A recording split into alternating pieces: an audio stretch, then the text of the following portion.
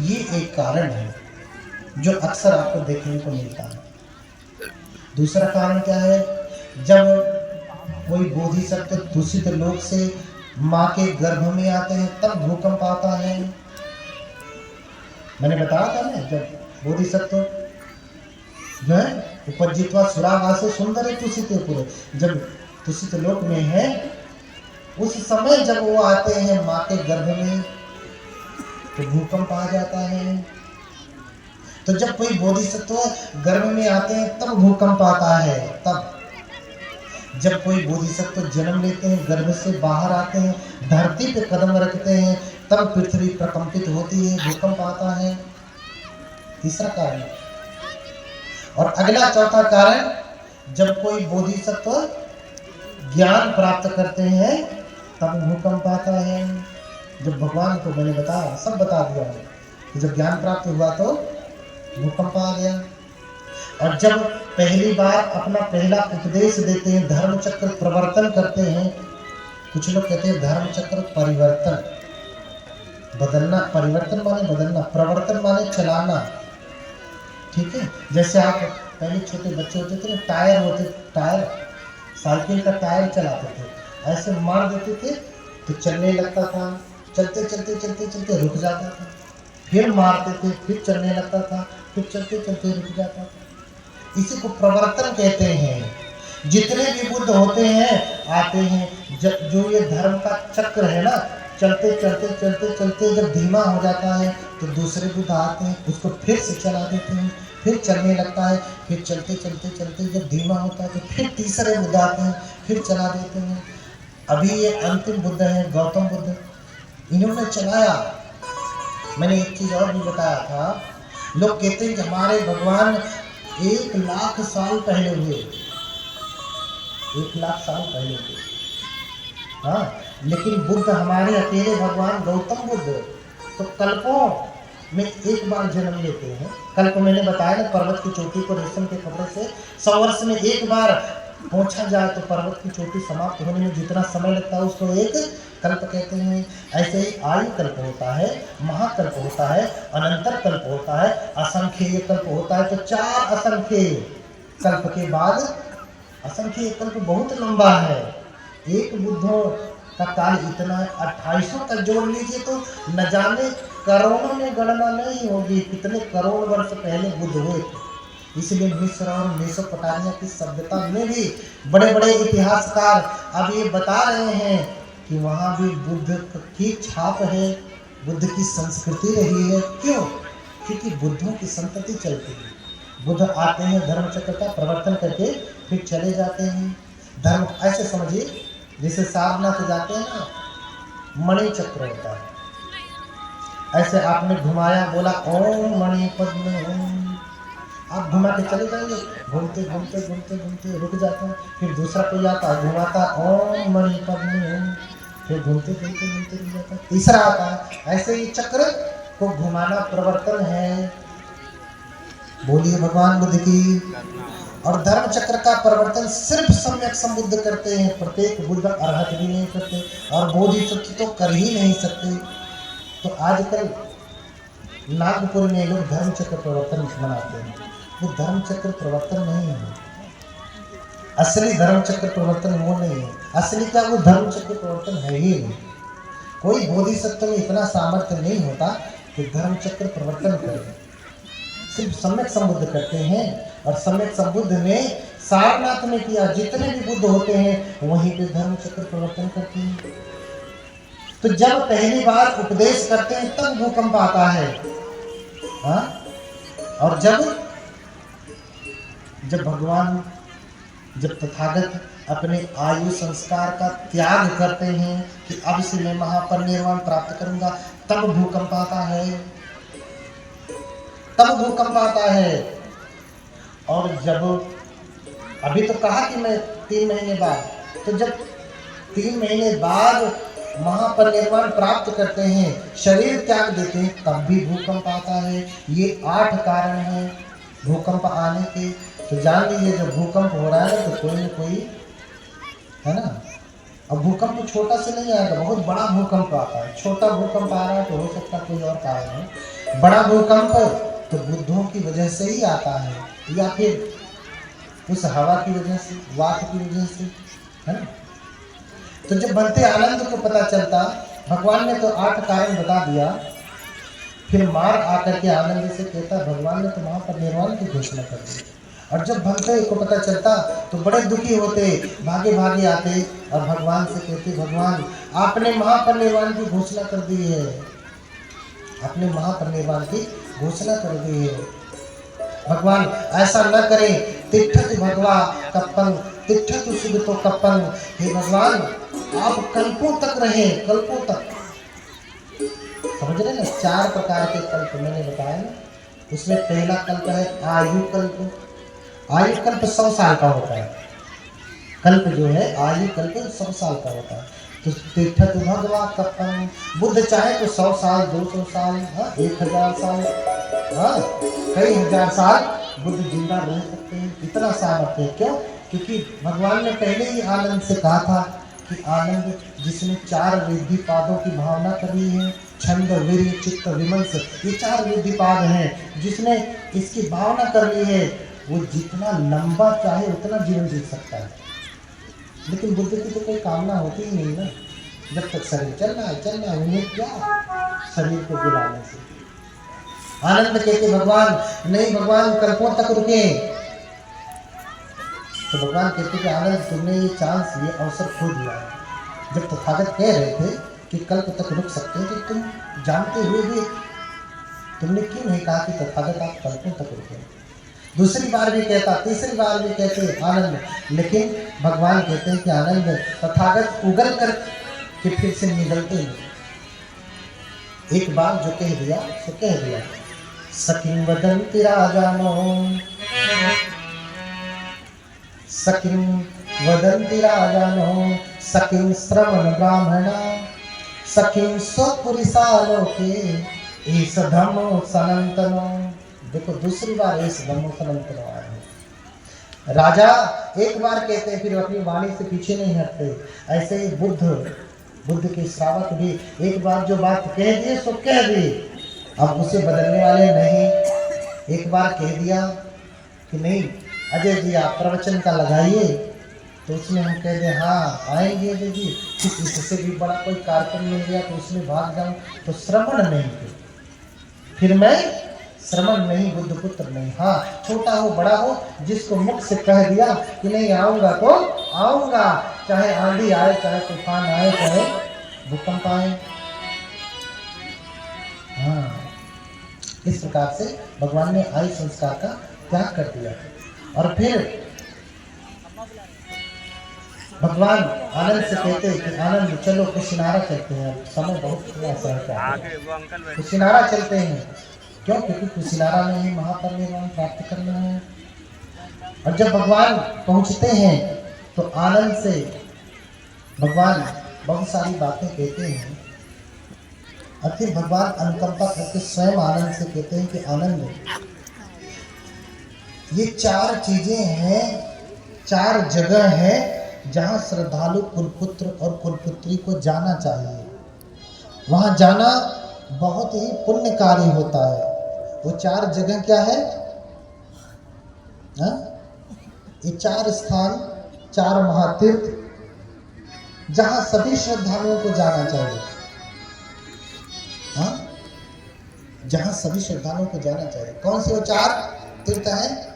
जहाँ भगवान ने जन्म लिया, यत्र च भगवा जातो, जहाँ भगवान ने जन्म लिया, जहाँ ज्ञान प्राप्त किया। जन्म कहाँ लिया? लुम्बिनी में, इस समय नेपाल में। यत्र च ज्ञानं पटिलाभो, जहाँ ज्ञान प्राप्त किया। यत्र च धम्मं काशी, जहाँ पहली बार उपदेश किया। सारनाथ ज्ञान प्राप्त किया बोध गया बिहार में, और उपदेश कहाँ दिया? सारनाथ में। सारा ज्ञान वहाँ से लेकर के उत्तर प्रदेश में आकर के दे दिया। सबसे बड़ा प्रदेश भी है उत्तर प्रदेश, सबसे सामर्थ्यवान भी है उत्तर प्रदेश। सारी देश की सरकार भी बनती है उत्तर प्रदेश से। हाँ कुछ बनना बिगड़ना हो तो यहीं से होता है, यहाँ दे दिया। और यथ परिनिर्भूतो, जहाँ महापरिनिर्वाण प्राप्त किया, कुशीनारा में, कुशीनगर में और देवरिया में, आगे पड़ता है कुशीनगर। तो ये 4 महातीर्थ हैं जहाँ श्रद्धालु कुल पुत्रों को, कुल पुत्रियों को जाना चाहिए। क्यों? क्योंकि यहाँ जाना उनके लिए पुण्य का कार्य हो जाएगा, फिर से व्यक्ति नया हो जाएगा, नया। यहाँ जाने पे वो फिर से नया हो जाएगा। इन स्थानों पे जाने से उसके भीतर धर्म संवेद जगेगा और महान पुण्य का लाभी होगा। तो इन 4 स्थानों पे जाना चाहिए और पूजा करना चाहिए।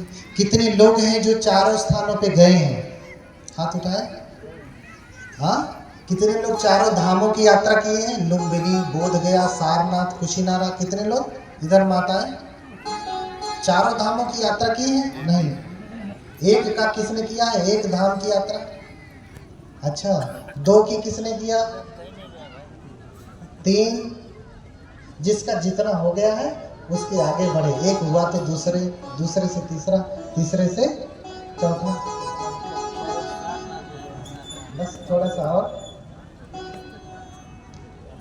हाँ, बल्कि यहाँ से हम तो कहेंगे कि अजय जी एक यात्रा ही निकालें 4 धामों की और सबको सूचना दें और 4 धामों की यात्रा आप करें।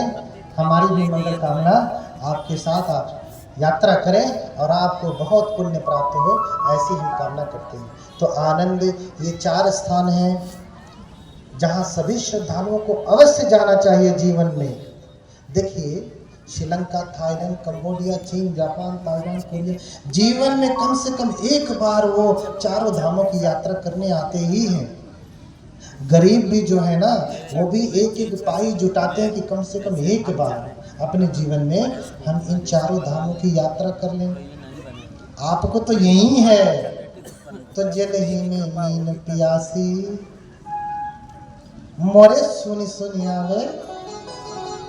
आपको तो यही है। विदेश से लोग आते हैं दर्शन करने, आपके तो देश में ही है, लेकिन आप दर्शन करने नहीं जाते। आप दर्शन करने नहीं जाते। हाँ, तो इस प्रकार से भगवान ने बहुत सारी बातें बताई। भगवान महापरिनिर्वाण प्राप्त करने वाले हैं, तो कुशीनारा में 2 शाल वृक्षों के नीचे जाते हैं और भगवान वहीं लेट जाते हैं। देखिए भगवान का कितना बड़ा सामर्थ्य है। अंतिम पहर में भगवान पूर्णिमा के दिन, वैशाखी पूर्णिमा के दिन, देखिए इस पूरी धरती पर कोई ऐसा एक व्यक्ति नहीं मिलेगा जिसका जन्म भी उसी दिन हुआ हो, जिसने ज्ञान भी उसी दिन प्राप्त किया हो और जिसने मृत्यु भी, जिनका मरण भी, महापरिनिर्वाण भी उसी दिन प्राप्त किया हो। हाँ, ऐसा धरती पे कोई नहीं मिलेगा। ये सिर्फ बुद्ध ही मिलेंगे। बुद्ध का जन्म भी वैशाख पूर्णिमा के दिन हुआ है, ज्ञान भी वैशाख पूर्णिमा के दिन और महापरिनिर्वाण भी वैशाख पूर्णिमा के दिन। पूर्ण चंद्रमा उस दिन है आकाश में, कोई बादल नहीं है। वैशाख के समय में बदली भी नहीं रहती। बरसात का समय होता है तो बादल आ जाते हैं, आषाढ़ का समय होगा तो बादल आ सकते हैं, लेकिन उस समय बादल नहीं है, पूर्ण चंद्रमा है। भगवान 2 शाल वृक्षों के नीचे लेट जाते हैं और पहले से लेकर चौथा ध्यान, चौथे से लेकर पहला ध्यान ऊपर नीचे करते हुए भगवान अपनी प्राण ऊर्जा को त्याग देते हैं और महापरिनिर्वाण प्राप्त कर लेते हैं। महापरिनिर्वाण प्राप्त करने के बाद जो अभी रहत नहीं थे, सभी लोग विलाप करने लगते, रोने लगते। जब सूचना पहुंचती पूरे कुशीनारा, अन्य जगहों में, तो सभी लोग भगवान का दर्शन करने आते। उनके शरीर को चक्रवर्ती राजा की भांति रखा गया था। वर्णन मिलता है कि उनके शरीर को तेल में डुबोकर के 7 दिन रखा गया था। तेल की द्रोणी में, जैसा आज आप ताबूत देखते हैं ना, ताबूत, कफिन जो होता है कैसा होता है, ऐसी नौका जैसा होता, द्रोणी होती है, नौका जैसा होता है, और फिर नौका जैसे से ही वो ढका रहता है। भगवान बुद्ध का शरीर भी द्रोणी में ही रखा गया था और फिर द्रोणी से ही ढका गया था। आज तो ये कॉपी है, ओरिजिनल तो भगवान बुद्ध के समय में हुआ था। बस अंतर इतना है, यहाँ जलाया जाता है, वहाँ दफनाया जाता है। भगवान बुद्ध के शरीर को 7 दिन रखा गया था और फिर चक्रवर्ती राजा की भांति 500 बार पहले सफ़ेद वस्त्र लपेटा गया, फिर रुई लपेटी गई, फिर सफ़ेद वस्त्र, फिर रुई, फिर सफ़ेद वस्त्र, फिर रुई, ऐसे 500 परत में भगवान बुद्ध का शरीर लपेटा गया और भगवान बुद्ध के शरीर का अंतिम संस्कार किया गया, दाह क्रिया की गई। भगवान बुद्ध के शरीर को जलाया गया और जलाने के बाद भगवान बुद्ध की अस्थियों को लेकर के लड़ाई हो जाती। हाँ, अल्लकप के बुली पावा के लोग, है ना, वैशाली के लोग, फिर वज्जीगण, फिर अजात शत्रु, ये सभी लोग आकर के भगवान बुद्ध की अस्थियों के लिए लड़ाई करने लगते। कहते कि अहम भी क्षत्रिय बुद्धो भी क्षत्रिय, हम भी क्षत्रिय हैं, भगवान बुद्ध भी क्षत्रिय थे, इसलिए ये अस्थि हमारी है, हम ले जाएंगे और स्तूप बनाएंगे। दूसरा कोई आता कहता हम भी तो क्षत्रिय हैं, बुद्ध भी क्षत्रिय थे, हम ले जाएंगे, हम बनाएंगे। ऐसे करने करते लड़ाई हो जाती, मैं ले जाऊंगा, मैं ले जाऊं करके करने के लिए लड़ाई होने लगती। बात यहाँ तक आती कि लोग तलवार निकाल लेते कि नहीं, जो जीतेगा वो ले जाएगा। फिर द्रोण नाम के ब्राह्मण होते हैं, द्रोण नाम के ब्राह्मण होते हैं, वो समझाने लगते हैं, सुनंतो भंतो मम एक वाचन, सुनंतो भंतो मम एक वाचन,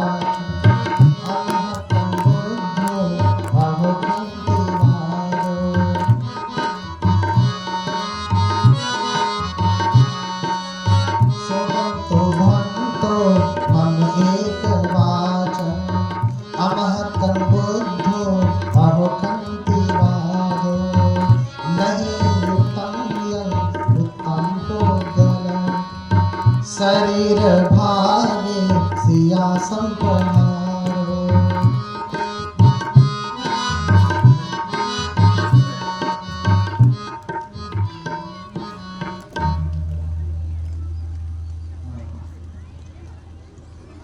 तो कह रहे हैं कि सुनंतो भंतो मम एक वाचन, अमहक्कं बुद्धो अहोकं विवादो, नहीं साधु एवं उत्तम पुद्गलस्य शरीर भागे सियासम पधारो। कह रहे हैं कि हमारे बुद्ध खंतीवादी हैं, और आप लोग सुनिए, जिस बुद्ध ने शांति सिखाया, करुणा सिखाया, मैत्री सिखाया, उन्हीं के शरीर धातु विभाजन में आप लड़ाई करेंगे, आपको शोभा देता है? हाँ, सभ्य व भुंतो सहिता समग्गा शरीर धातुम करो मठ भागे। सभी लोग इकट्ठा होकर के भगवान बुद्ध की अस्थियों को, अस्थि धातु को आप बराबर मात्रा में बांट लें। और वित्थारिका हो तो दिशा सुथुपा सभ्य जना चक्षुमंता प्रसन्ना थी। और सभी जगहों पे जा जा करके स्तूप बनवाइए ना, कौन रोक रहा है? अरे कोई एक लेके जाएगा तो एक जगह स्तूप बनेगा, सभी लोग वहाँ पहुँच नहीं पाएंगे। 8 जगह जाएगी अस्थियाँ, अस्थि धातु, तो 8 जगह स्तूप बनेगा और 8 जगह पहुँच पाना। जो जहाँ पहुँच गया, जहाँ से नज़दीक हुआ वहीं से दर्शन कर लेगा। इस प्रकार से जो है भगवान की अस्थियों का बंटवारा हुआ और जहाँ जहाँ स्तूप बने सभी स्तूपों की पूजा का प्रारंभ भी हो गया। और तभी से भगवान बुद्ध पूजे जाने लगे, उनकी मूर्तियाँ बनी, उनके चैत्यों की, उनके स्तूपों की पूजा होती है। न सिर्फ पूजा होती है, एक विषय पे प्रकाश ही नहीं पड़ पाया, जो मैं बताना चाह रहा था वो भी नहीं हो पाया। समय अंतिम दिन कम ही हो जाता है। हमें उपोषित भी रखना चाहिए, अष्टमी, पूर्णिमा, अमावस्या को उपोषित रखना चाहिए, ठीक है? अष्टमी, पूर्णिमा, अमावस्या